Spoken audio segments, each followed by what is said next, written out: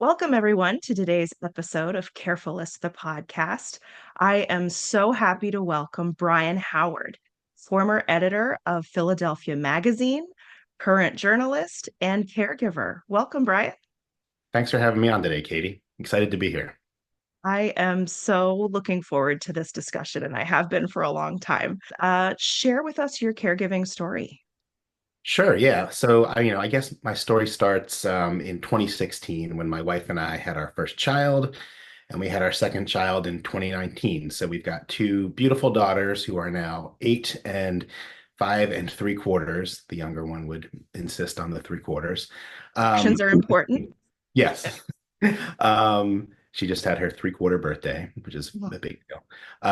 So we've got two young kids. And then in 2018, my mother, who is divorced and lives alone, started demonstrating a tremor in one of her hands. And she was, pretty quickly diagnosed with Parkinson's. She'd moved to the Philadelphia area about 10 years ago to be closer to her grandkids. So she's about, 20 to 30 minutes away from, where we're living now. So it's, easy enough to get over there. mhm.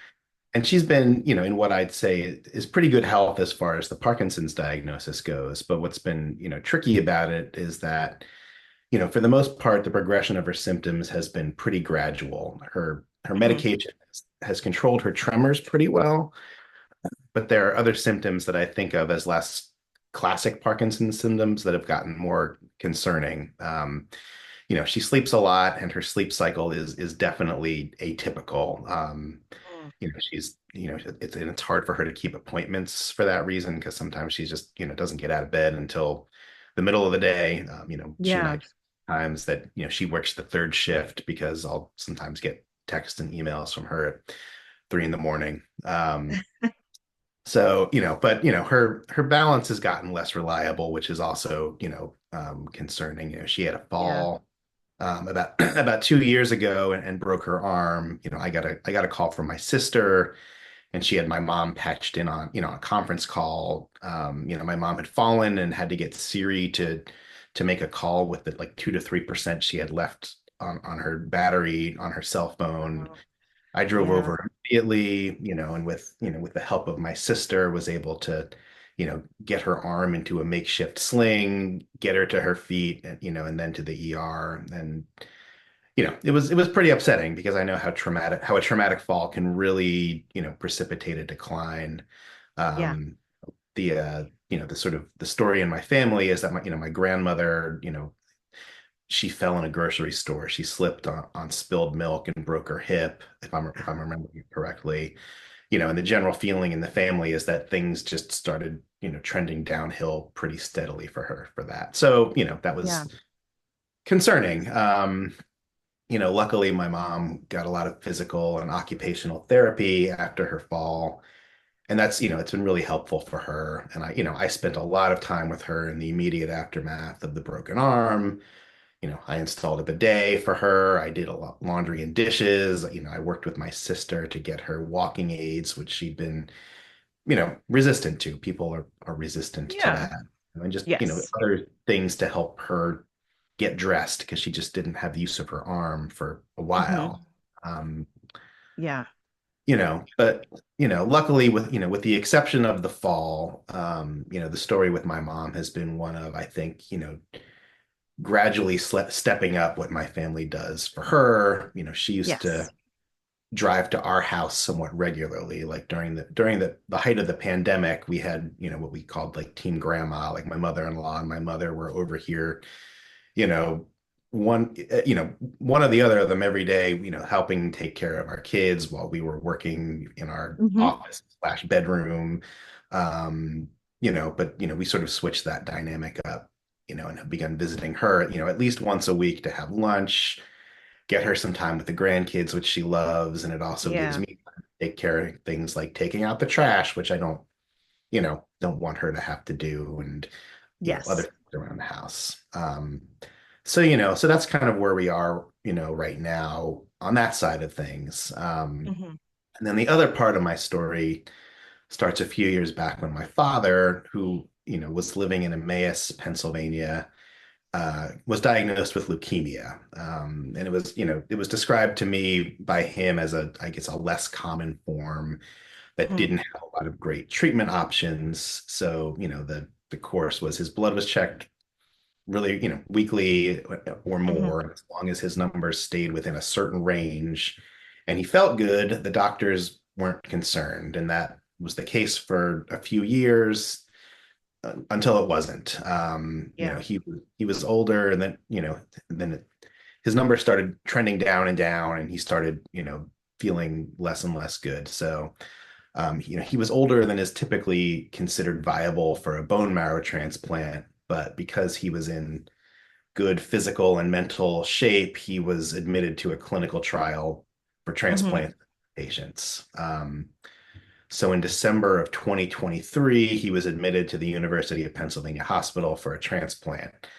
Um, and things seemed to be going really well at first. Like his numbers were all trending up, and it seemed to have worked. He was discharged and went home with his wife, my stepmother, in February of 2024 last year. Mm-hmm. But then things just went like completely sideways. He developed graft versus host disease, and Yeah. his condition really spiraled. He was, back in the hospital in intensive care where he was mostly unconscious for a few weeks. And then he Mm-hmm. rallied and seemed to be doing better. And after a few months, he'd improved to the point where they released him to a rehab facility to, start working on regaining his strength because he hadn't gotten out of bed basically since February. Yeah. But then things went south there, and he ended up back in the hospital where he was, mostly unconscious for, it felt like weeks. Yeah. My stepmother was spending most of her week in a support community nearby so she could be with him. And, because the hospital is in Philadelphia where I live, I was going over there a few times a week. And, my sisters who live a little farther away were coming as well. But, Mm-hmm. I could just hop in my car or on my bike and get there in 20 minutes. So, you know, Right. you know, there were just days where like, you wanted to make sure someone was there with him, even if he wasn't awake. He just wanted to make sure he heard Sure. someone's voice. Yes. So I was going over there a few times a week. And when he was unconscious, that meant just going and kind of monologuing for as long as you could because you want him to hear you. Yeah. Was conscious, that meant trying to figure out what his reality was on any given day because between the Mm. medications and just what they call it, like hospital dementia, or he was just Yes. used a lot because he Yeah. hadn't the bed for months. So Right. just trying to figure out what his reality was on that day. There were days where he thought there was a dog in the room, or he would talk about, this house where everyone in the family was going to live. So, Mm-hmm. after his second big downturn, the family made the difficult decision to stop treatment. He'd been in the Yeah. hospital at that point for like 8 months, and the doctors were saying that the marrow was just breaking down. It wasn't, it was not, it was it just hadn't worked. So his body was Yeah. rejected. So he went home to Emmaus where he spent his last month. My stepmother really bore the brunt of the caregiving. She was with him, most days while he was in the hospital, and once they went home, every day with Mm-hmm. some nursing help. But having to do all the really difficult things that you have to do, and we were Yeah. getting up there, at least once a week to watch a baseball game with him, which he enjoyed, and also just to give my stepmother a few hours where she could just go and basically just be by herself and Right. Yeah. yeah, Decompression time is really yeah, important. yeah. So he passed in September, um which I guess kind of brings us more or less to present. So that is my caregiving story. Well, first, let me say I'm very sorry for your loss of your Thank dad. you, I Katie. know the time that you were able to spend together watching games and doing those kinds of things was a gift not just to you but also to him. Yeah. Yeah. And now, one of the challenges, and we can talk about this more if you want, is when a caregiving journey ends, what do I do next? But in your situation, caregiving is ramping up with your mom. So it's not what do I do next? It's okay, now I have to pivot Hmm. and do this. Um, and that brings its own set of challenges because, mentally, emotionally, physically, you don't have time to grieve the loss the way that you maybe want and need to because all of this other stuff is happening. And so thank you for coming and sharing your story because it happens to other folks as well. And it is Sure. really hard to navigate. Yeah. I mean, it's difficult to talk about, but I hope that's, people can at least find some common ground in my story, if nothing else. So, yeah. Yeah. Well, thank you for sharing that. Um, and this might seem like a weird pivot, but there is no better thing in caregiving than finding those little pockets or those little glimmers of humor or of joy. And sometimes they present themselves in those quiet moments with your loved one. So, do you have any um, stories or anything that you leaned on to sort of keep that sense of humor then and now moving forward? With the caveat that, it was all very difficult, to see, my dad, who was, a very vibrant, active person, unable to, get out of bed. There were lots of moments where he and I laughed, like, Yeah. um, there was, I'm trying to, think of some specific examples right now, but, like it was important to me to try to make him laugh because, Yeah. like, there were days where there were days where he wasn't there, he wasn't even awake, or Yep. there were days when he was awake but just didn't wasn't really communicating. And then there were days where, you could make jokes about how the Phillies were playing, or, Yeah. you know, there was a moment where, my one of my sisters and I were there with him, and we were chatting about like our favorite movies, and my dad listed some, my dad has had very dad tastes. He really Yeah. loved Billy Joel, and he really loved The Shawshank Redemption, like very kind of like classic dad Yeah. things. He had very dad interests, and but I guess, Straightforward. yeah. Um, but then he listed some movies that kind of surprised us, and we were like, that those are surprising choices. Like, we're joking about how, you know like, you have cooler tastes than we realized, or something like that. And he just goes, Yeah. it's fun to be cool. And it's just one of those, like, just sort of, my sister and I just, laugh about it all the time now. Yeah. We're talking about getting like an embroidered "it's fun to be cool" thing, Right. just sort of to remember Yeah. those moments where, he was still there, and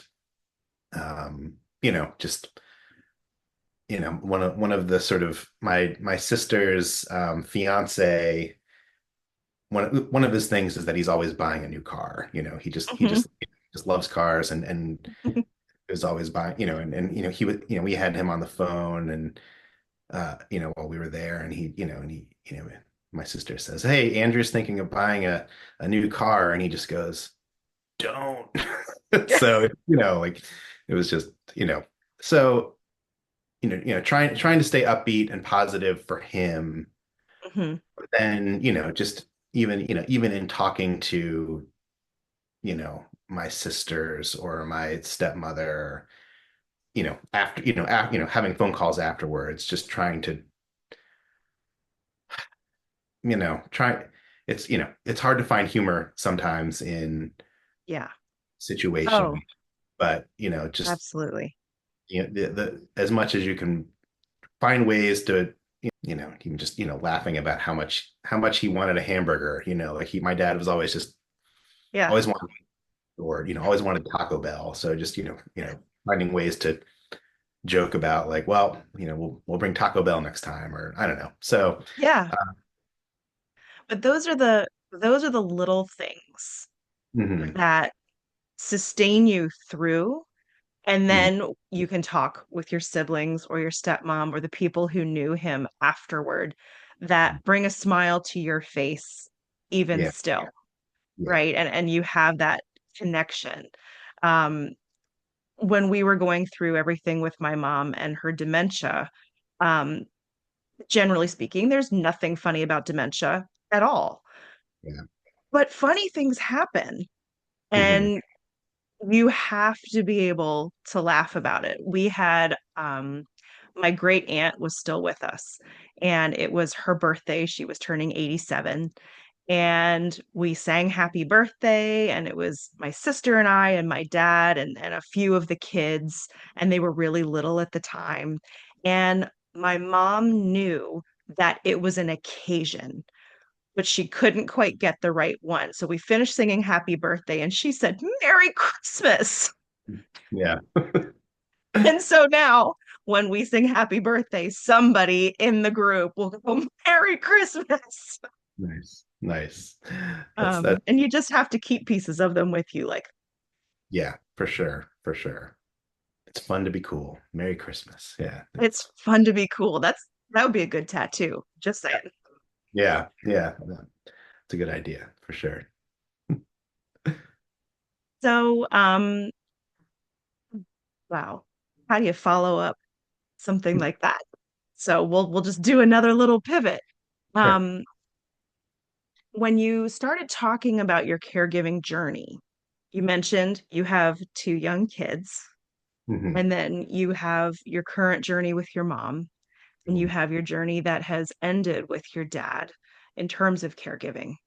Um, the term for that, and we hear it more often now, thankfully, it's gaining some momentum in our vernacular, is sandwich generation. And I think people often picture a woman who has college age kids who is Hmm. taking care of her spouse or her parents. Um, but that's not you. No. And it wasn't me. I was in my early 30s with two really little kids and an infant and a toddler at the time. So what what do you wish people knew about being a dad with school-aged kids and someone who also cares for their parents? Yeah, that's a good question. I think, so, for me, like I had my first kid when I was 42, 42. Yeah. Just about to turn 43. So I started a little later. So I'm 51 now. I think whatever typical image people have is going to be changing. I mean, people start having kids later in life. Like I said, I was in my early 40s when we had our first, you know, which I think just means people are going to be more in the thick of it on both ends, Yeah, like having, like one of the biggest challenges for my wife and I is that, like kids when they're that young have very, they're starting school and they're starting to have, just the things that go with, going to school with a bunch of kids you don't know. yeah. You know, they have intense emotional needs Hmm. and they're getting, they're getting, their needs used to be very like, how are we going to feed them? How are we going to clothe them? How are we going to keep them alive? And now it's, how do we help them navigate this Yep, challenging class they're having, or, the kid who's bullying someone, or, yep. The you mean know, girls. yeah, mean girls, like my daughter. had a there was a had a bully in her, her class in kindergarten and first grade. It was, it Hmm. was challenging. Yeah. And at the same time, my parents' challenges were really, exploding. My wife and I both had Right. really jobs, and both of our jobs were really understanding. My job specifically was always saying, like, do whatever you need to do. And I appreciaed that.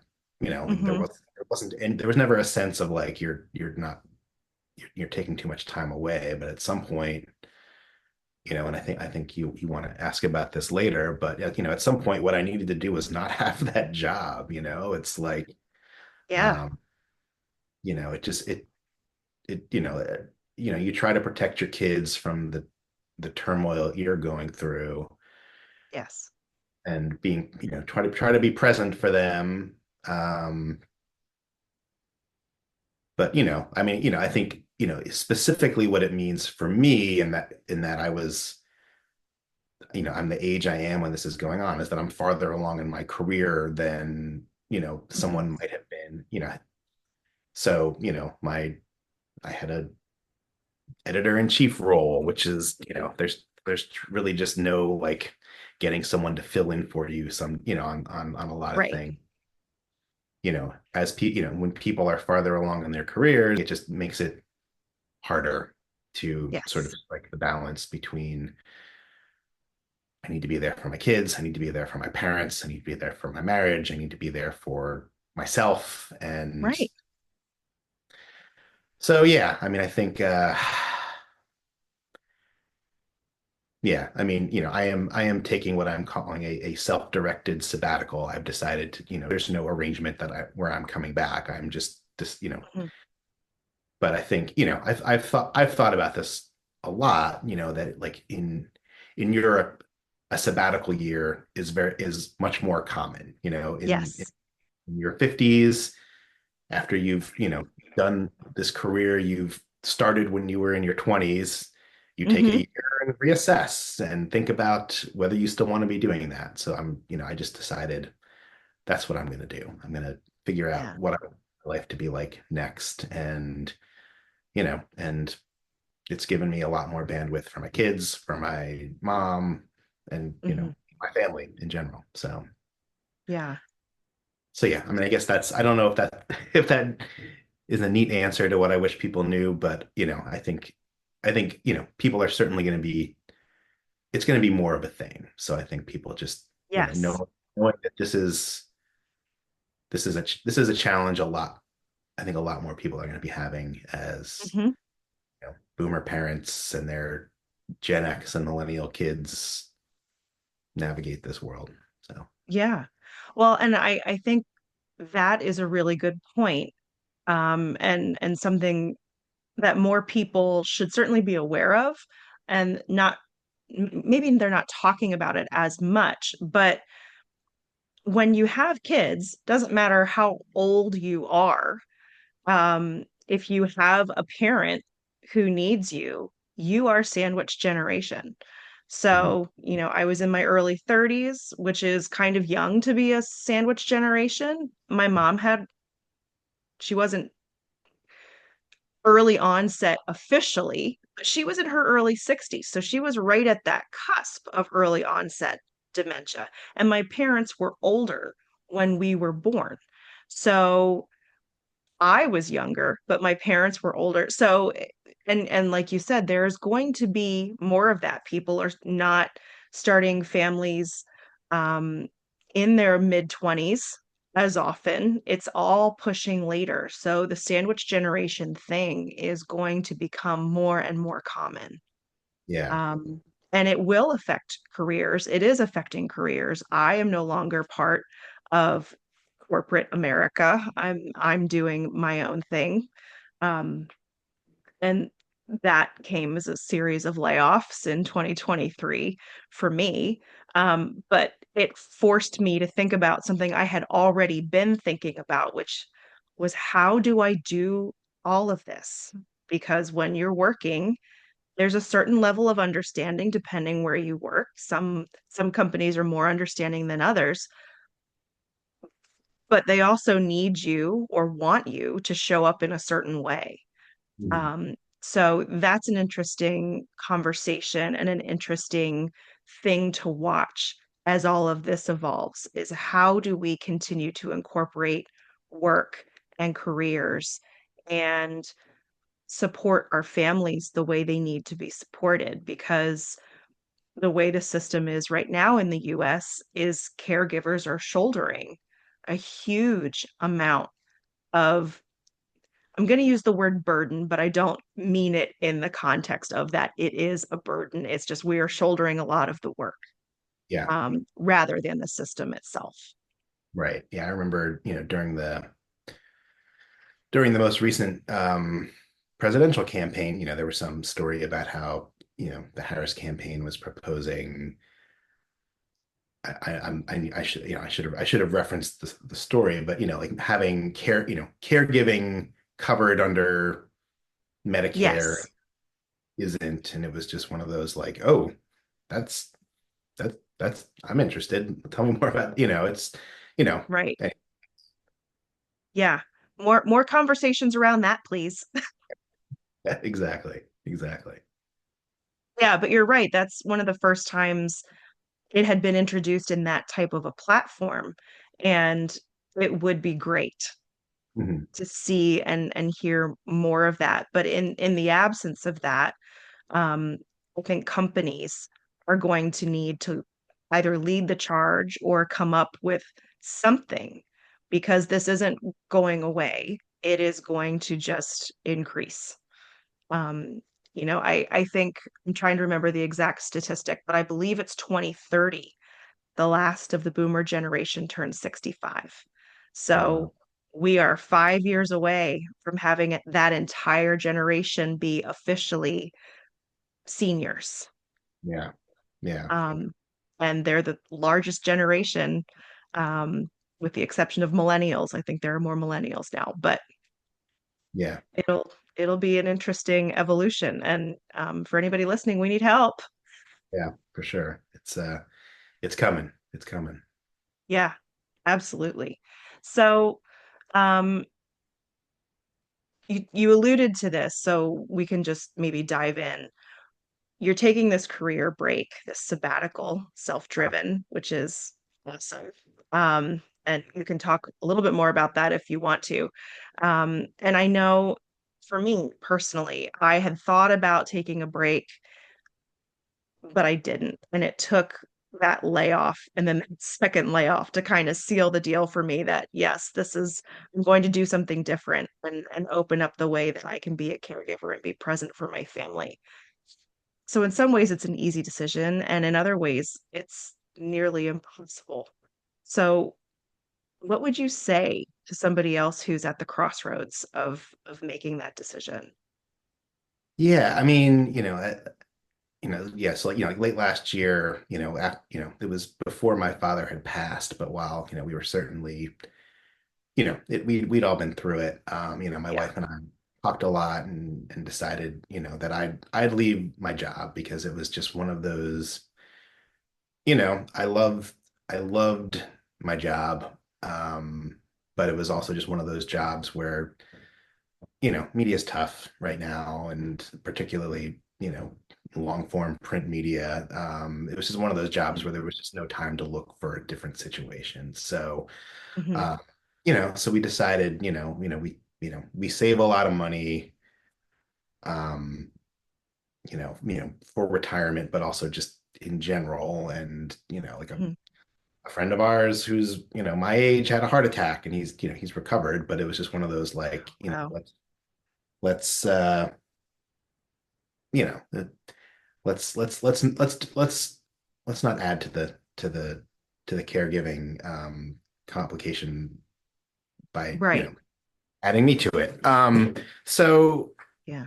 so we decided that, we would figure out a way to make it work, and we did a lot of just budgeting, and we decided that I would leave my job, which was, as you said, in some ways it's a very easy decision because, it was, you know, who can say no to like more time with your kids, more time to take care of your parents, more time, to be present. But, this isn't a culture that really facilitates taking a break. And Right. there are, and it's, you even feel guilty sometimes calling it a break because it's, my days Yeah. aren't just not sitting around eating bonbons all day. There's stuff to Right. do. And, Yes. there are times where I wonder what people think of what I've done. But we had to do a lot of number crunching to figure out, what we need to have saved to do this for different amounts of time, and then, make the decision to like go off of my health insurance and onto hers. And, Yeah. I understood my health plan. I knew how everything worked. I had my HSA set up, my health savings account set up. I had all the things set up the way I wanted them, and that's scary to undo all that Yes. stuff. Um, Right. so, and these were things that, had kept me from making the decision previously. Like, no, I don't want to mess up this, or I don't want to mess up that. But, Yeah. ultimately it's like, you know, we can get healthcare through my wife's work. Let's do it. So, what I'd say to other people who may find themselves, in a similar situation, it's something that people have told me, like, you're not going to get this time back, Right. with your parents, the formative years of your kid's life. So, for me, it was as simple as, I need my life to be different, like there's Hmm. just too many different, there's too many things competing for my time. So, Yeah. what do I need to do to make that happen? And it's certainly scary because I worked 30 years to get where I was at in my career. And, Right. I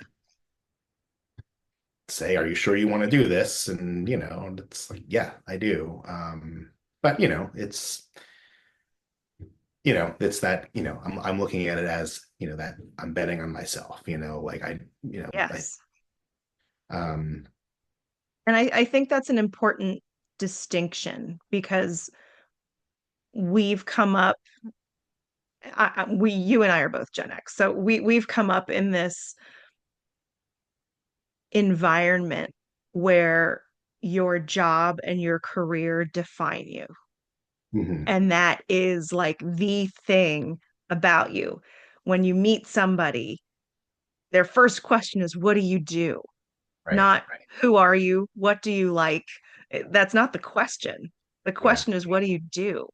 yeah. So for our age, I think in particular, it's really hard to separate yourself and take that step away from what you've spent, not just your adult life, but your whole life, all of your schooling and everything else, building toward this is what I'm going to do because it is who I am. And Hmm. pulling those two things apart and realizing this is who I am. I am a complete person, whether I have this career or not. And this career is part of me, but it's not me. Right. And that is real. It's like taffy. It is really hard to pull that apart and, see all the individual pieces and all of that. But one of the things that I am so proud of our generation for doing is starting to have those conversations and starting to make those choices and model it for our kids Hmm. that your job is not the end all be all. And I think, when I got laid off for the first time, it was so jarring because I hadn't gone through that process yet. And it wasn't my choice. It was just gone. I was working for a startup that failed. And Hmm. suddenly, there was no job. And it was like, Yeah, yeah. what do I do? What is this? And suddenly you have all this time on your hands. Um, but when you start to do your day to day and you're like, oh, I don't have my job to fill this time, you realize how much stuff you do Hmm. without that job there. That job is not everything. Um, I was talking to an old high school friend of mine who took a sabbatical year from her job. And and she was saying like you just realize like how, how did I fit all the stuff I do and this job? And it, Yes. and she's since gone back to her job, but she's like, it just kind of changes how you think about it. It's like Right. I have my job and then I have all these other things that make my life full. So it just sort of changes Yeah. your perspective. Um, Yeah. Funny, like my wife and I, we went on a honeymoon to New Zealand after we got married 10 years ago, and Oh, cool. we were at some people we knew down there had invited us to cook out, and we were there and we were chatting, and I remember, one of us was talking to someone, and we said like, well, what do you do? And they said, like, what do you mean? Like for fun, for for hobbies? And it's just it's just like, one of those like, like where you those you realize, what the culture you live in prioritizes and what Yes. it's not the same as what other cultures prioritize. So, Right. Yeah. It's a very American thing. yeah, And it's not, before people jump on me, it's not a bad thing necessarily, but there is more to you than what you do for a living. And there is a right. lot more to you. And it letting it define you and having it define you can hold you back from enjoying all the other things that make you who you are. Exactly. Yeah. So, and that's not to say it's an easy decision because you do need healthcare and you do need to be able to pay your bills. And there is all of the logistical stuff there, of course. I mean, I get to Um, that the big question about like, well, why is healthcare tied to having employment? Which is a bigger well, philosophical yes, question. But yeah, we can have a whole discussion just about. exactly. So, uh, let's see. So, we've got sandwich generation caregiving. We've got career break. We've got looking at all of the things that you've done and that you are doing and that you have ahead. There is certainly in this, I don't want to say peaceful time because it's not peaceful. You're you're young and your mom is struggling, but you have time to think and you have time to reflect and focus on the things that you really want to focus on. Um, what is the hardest part for you of grieving your dad while also making sure that you're taking care of your mom and your kids? Yeah, I mean, I think the hardest part about um, you know, grieving one parent while caring for another, particularly, in the situation I was in was, Mhm. um, you know, uh, just, there was definitely like guilt, like, while my father Yes. was in the hospital, the situation was really intense, like I Mhm. said goodbye to him multiple times because there were just multiple moments where it felt like, this could very well be the end. And it's like, Yeah. and I know that, I wasn't as present for, you know, my mother for one, like I just, I still visited her regularly and helped with the things, she likes my help with. Hmm. But, it's like, if something's on fire here, you you Right. you focus on that and and Yes. you give less. I can't finish this analogy, but the thing that's not on fire gets less attention. Yeah. Um, Right. so um, it's just this like sort of terrible calculus you have to do with your energy where it's like, well, Yes. if I can't get over to take the trash out this week, I'll do it next week versus like Right. I want to make sure I get to see my dad in case this is the end. So, Yes. and even without the caregiving stuff, my wife and I both have busy jobs, which means our Hmm. kids, in addition to being in school, we're in, a lot of aftercare. Hmm. Just, long days for a 8 and a 5-year-old. And Right. so, like one of the really, you know, one of the really great things about what I'm doing is that like they still my daughters both still have a couple of activities they do after school, but for the most part, like I pick them up and we some days we just don't, like we just chill or like, they'll Yeah. draw or whatever, and it's not like they're being going to, some other, some other Hair setting. yeah, where they're, with, kids they may or may not get along with that day. And, and some Yeah. days, go to the park, and some days I'm hoping once the weather's a little nicer and, we'll do more like practice riding bikes or like go to a Yeah. museum. Just, we were calling it dad care. But even just like even days where we're not doing anything, like even if, I mean, we're usually, we're usually doing something. Like one of the Yeah. things I really like to do with them is cook. Like I do most of the cooking around here, and Hmm.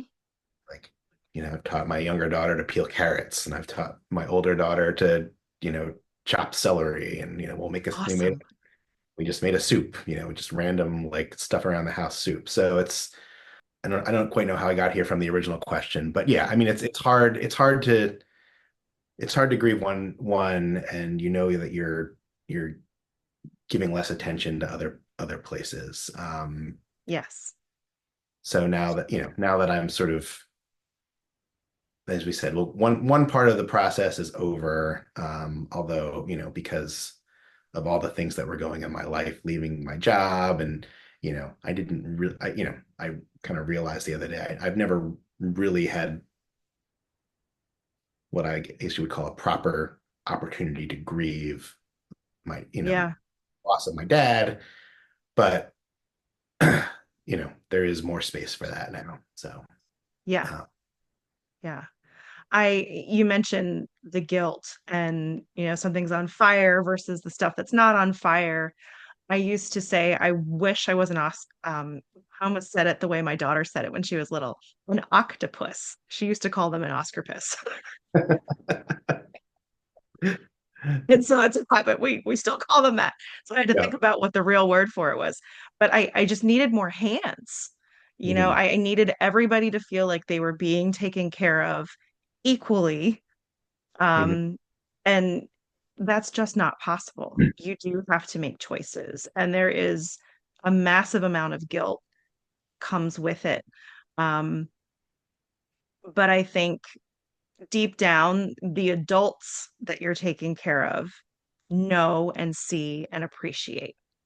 And the little ones will understand someday. Yeah. And I had, more open conversations with my kids than I think a lot of other little kids get who aren't going through some of those things. There were days where it just backed up on me, and we would be sitting and playing on the kitchen floor, and the tears would flow, and, they would, "What's the matter?" And I would just be honest and say, they called my mom Gaga. So, Mhm. Gaga had a really bad day today and it's hard. And so we would talk about that. So there's a fine line between dumping too much on your kids when they're little, but letting them know what's happening and what you're going through so that they can see you as a person and not just a parent. Yeah. Now my kids are older, they're not little, they're still in school. Um, they are quite empathetic and they Mhm. see and understand things that kids their age often miss Mhm. because of what they have gone through and what they see and what we've modeled.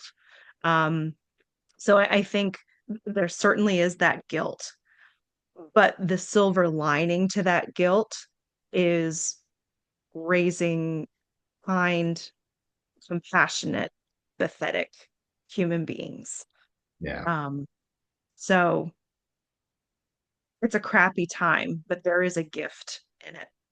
Yeah, like I'm curious to know how this is gonna manifest, because it's all pretty fresh for, for us. And, Yeah. one of the cruel, my father was immunocompromised for, the last, he basically never really left COVID protocols because his immune system was so, Yeah. was just not allowed to see kids. So like they didn't get to see him, like my older daughter has more experience with him. Hmm.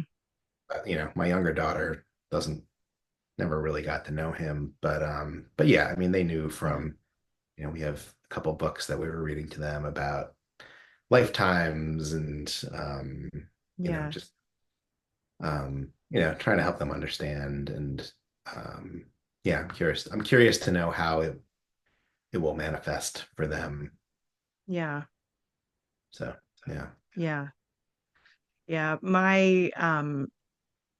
My kids were really little when my mom was already fairly into her dementia. So my daughter, who is my older child, remembers my mom talking and not as her full self, but able to participate and do things. My son has no memory of what she sounds like because she ended up with aphasia, so she was not able to speak at all. And by the time that happened, at his age, that he just couldn't remember. So when he sees her in videos, he's like, oh, that's what she sounds like. And it's so jarring for me to be like, she passed in 2023, but yeah, right.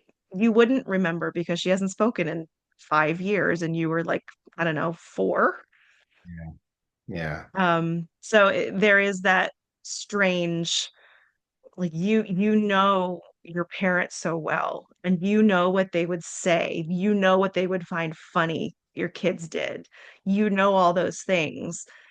And for your kids, for there to be that disconnect where they don't quite know and they don't quite get, that's been a really hard thing for me to reconcile. And so I find myself sharing a lot of stories about my mom and saying, "So you would love this. This was her favorite thing," and teaching them about her in her absence. Yeah. Yeah, my one of my sisters and I, we're sort of collecting like dad sayings that, just to like share Yeah. with the Oh, kids. that's awesome. Things like, you bet your bippy booby baby was a thing he always said. Or, you know, whenever he told you no when you were a kid and you protested, why can't I do this? And he would say, because I'm mean, rotten, no good, and nasty. And that's, just one of those, you know, I keep, I'm always like, yeah, telling them things Grandpa George would say, and Yeah, you wanna keep them alive for them. So yeah. yeah. Oh, that's awesome. I love the idea of collecting those phrases. My mom had a bunch too that we say, but we haven't like written them down. We should do that. It's a good suggestion. Yeah.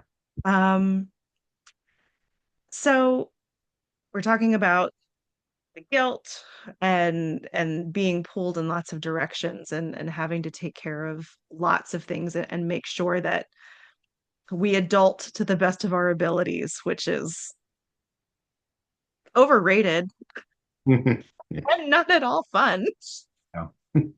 But one of the ways that we get through it and one of the ways that we deal with it is by having excuse me, a support system of some kind. Um, have you found, or is there anything that you would recommend that has been helpful to you in terms of leaning on friends or coworkers or just a support system in general? I'm lucky in that, I have lots of what I consider like, friends I can really confide things in. Hmm. and so, some of them are going through similar or have gone through similar situations with aging parents. Hmm. But, and I think, particularly as a man, I think that it's challenging because I know that like, men in our society are experiencing what's been termed a loneliness epidemic. And for whatever reason, like lots of men just seem to have trouble later in their life, like with maintaining, I guess, close friendships. Yeah. So it's really, I like I said, I consider myself lucky to have a number of people I feel like I can confide in. Hmm. Um, but it's been, it's sometimes it requires saying like, hey, I need to talk to you about this thing and just sort of Yeah. like just being open about it because there are times when you just like you have a conversation and you just don't want to sometimes you just don't want to go there, but Right. it's, it's important to to let yourself say, like I'm having a hard time because of you know what I'm going through. um Yeah. And that's a hard thing to say, yeah. male, female, whatever. Um, Especially depending on your personality or depending on your friends and who you've surrounded yourself with. It can be a hard conversation to have. But when you open yourself up that way, it's a two-way street, right? It also lets that person know that you are a safe person to come to and share those things with. Um, and I think it is so important that we have these conversations. It's one of the biggest reasons I wanted to do this podcast in general, was to get people talking about caregiving and grieving and how hard it is and how much it sucks. Even though we love our person and we would do anything for them, they don't want to be in the situation. They don't want you in the situation. Mhm. We all do it in silence and we Mhm. don't talk about it. And I think the more we talk about it and the more we open that conversation and make it easier for people to talk about it from every generation, every gender, every background, every preference, it will make it so much. I'm not going to use the word easier, but maybe lighter, Yeah. you know? Um, yeah, you look like you had a thought there. I mean, I had this experience last week, honestly. Like, like you mentioned, um, tears earlier Mhm. in our conversation. And so my wife and I were watching TV after the kids had gone to bed, and we're watching this show called The Pit, which is it stars Noah Wyle and it's set in an ER in Pittsburgh, and it's amazing and it's packed with these really intense situations one after another. It's like every episode is 1 hour. And at the end of the episode, I just started bawling, and my wife was like, "What happened? Are you okay? Like, what's going on?" And I was just like, like I hadn't cried. There've been Yeah, moments in my life where I felt like I wanted to cry, and it was always like I didn't want to cry in front of the kids, or I didn't want to, cry walking yeah, down the street. And I think it's you know, it, probably not just a male thing, but definitely a male thing to like not want to do that. hmm, And it just, like a day before, we'd been like, our to-do list includes like writing a will, and I was researching online will stuff, and I almost broke down doing that. And then it was this show, yeah, and one, subplot where, like a woman comes in with her mother who's schizophrenic, and she had had a fall, and the subplot was, like, caregiving is hard and you need to find time for yourself. And then the daughter just vanishes. And Hmm. throughout the episode, they kept cutting to the mother, which just, that's what got, like just this idea of like, like someone, sort of abandoning their their their older mother because they, Yeah, it just triggered all these like feelings, like we talked about, like guilt and, right. am I doing enough? And, um, that's when it came out. And, and Hmm. and then, in the back of my mind, I've known like I should find time, even just talking about, I should find time to do this. I should schedule crying. But, like have to like, yeah, Yeah, you have to figure it out. And sometimes, it's watching an emergency room show or, but, yeah, but, it gave my wife and I a chance to talk about some stuff. And, I like it's not easier, but it's like you said, maybe a little lighter having let it out. But so, yeah. Well, and it's having someone who's walking with you. And instead of carrying that massive 2x4 on your shoulders, now there's two of you mhm. carrying that massive 2x4. And somehow it's just the ability to share a knowing glance Yeah. or whatever. It can really help. One of the things that I struggled with, um, I was working full time, and I've said this before, but my kids were really little, and we were going through all of this with my mom. And between the postpartum hormones Mhm. and the grief and all of the things that were happening, she was still with us, but the grieving of she doesn't remember me and all of that, you can't schedule that. And sometimes it can hit at work.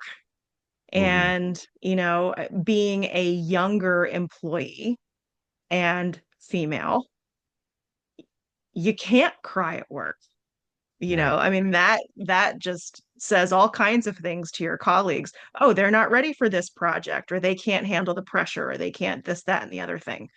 um that was really hard for me to go, okay, well, these feelings are backing up on me, so they need to come out because I'm not good at hiding them. So Yeah. what do I do? And for me, my commute became kind of my deep cleansing breath time between I'm leaving my work life behind and I am heading to personal life and dealing with this. And, having a traffic jam on 95 was always stressful, but depending on the day, sometimes I was grateful because it gave me a couple minutes extra to Yeah. pull it together and Right. be ready to tackle what was ahead. Yeah. No, that's yeah, like it's interesting. Like, like fi- finding cry time, or finding, a time where it's just okay to be like human and unguarded. And yeah. Yeah. Yeah. And if I had one wish, it would be that we don't have to find the time, that we can just feel those things in the moment that we feel them, and not necessarily have everyone around you acknowledge what happens, but at least just go, oh, they're having a tough time. Let them have that moment. And because sometimes it just takes you that 30 seconds or 5 minutes to have that kind of emotion explosion. Yeah. And Yeah. then you reset and you're thinking clearly and you're ready to move on to the next thing. It's holding on to all of that stuff that makes it harder for you to trudge through the next steps. So I think this is probably a good segue into our last question, which is, people always want to help and they always want to say the right thing and do the right thing. So they'll say something general like, let me know if you need anything. Hmm. And that is a wonderful sentiment, but it's also really tough because you're so overwhelmed. Like, you don't know what the one thing is that they could handle for you and do it well, and you could actually not have to think about it. Right. Um, so in that context, is there one thing that somebody could take off of your to-do list? And if there is, what would it be? What would be helpful for somebody to do? Yeah, I mean, yeah, like that's a it's a tricky question because it's Yeah. coming from a place, but the person asking it is essentially putting something else on your to-do list. Like, Right. think Yes. Now you have to think about something to give me. yeah, and I know what I want, we've all asked that question of people, and you never get an answer really. It's Right. so like, there's a moment that sticks with me, that I try to remember when other people in my life are going through stuff. Mhm. Probably like 10 years ago now, my wife's father died of cancer. It was just, like a really bad time. It kind of, it happened kind of quickly, and you know, no one was really, it was, yeah, it kind of came on quickly, and then um the end came quicker than anyone really thought. Yeah. Um and one day in the immediate aftermath, this gift basket showed up to our house. And it was like English muffins and scones and like poppy seed bread and jam, Yeah. and it's like, oh, that's nice. But like, what I realized was that what it meant was that for like a full week, we didn't have to think about breakfast. Like, breakfast was just Yeah. done. And that was huge, It's whatever's in the basket. Just just help yourself. Yeah. taking breakfast out of the equation ended up being like, like a huge relief. And I'll never forget the people who sent that. And I've Yeah. sent baskets, to people since then, because I just, it's like, Yes. it seems simple, but it's huge. So, like, and I know, like, Yeah. doing something for someone who's just experienced an acute loss is different from doing something for someone who's going through the sort of ongoing, work of caregiving. But I think like the Hmm. basic idea is the same. Like, find a way to help them overcome even a small hurdle, whether it's like, Yeah. they like coffee, so you send them a bag of coffee beans, or you send them a gift card to their local coffee shop so they can treat themselves to a Hmm. cappuccino that they wouldn't otherwise. Just like, Right. you can like find a solution to a problem for them without Yeah. having, like, everyone eats, there are certain basic needs that everyone has, and if you can find a way to Yes. like people show up with lasagnas and casseroles when someone dies, like, you don't have to think about dinner, so Right. think, like, even just like a small gesture that shows like, I know enough about you to know that like you would like a cup of coffee, and you probably wouldn't treat yourself to it.